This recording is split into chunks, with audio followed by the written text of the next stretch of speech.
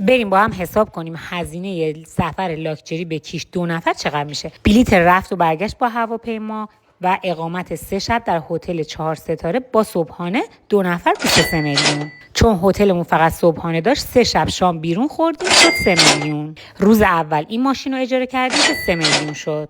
2 روز بعدی هم این ماشین رو گرفتیم که شد روزی 6 تومن، 2 روزش 12 میلیون.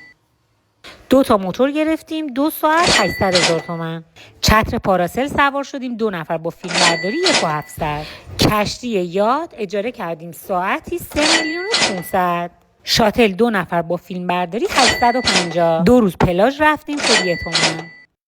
برای خرید اگه میکا مال برید که تمام چیزا برنده و خیلی گرونه که ما اونجا خریدی نداشتیم. طبقه بالاش هم شهر بازی بود و زمین اسکیت روی یخ داشت که ما استفاده نکردیم. اینم تونل باد بود که ما قبلا تو مشهد رفته بودیم نرفتیم.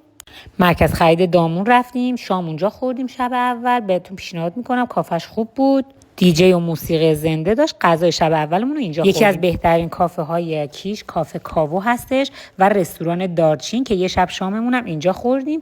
اینجا هم پردیس کیشه که برای خرید سوغاتیاتون به نظر من اینجا برید. سوغاتی و شکلاتمون هم 10 تومن شد. هزینه این سفر 2 روزه شد 7 میلیون تومان. برام کامنت بذارید میارزه یا نه.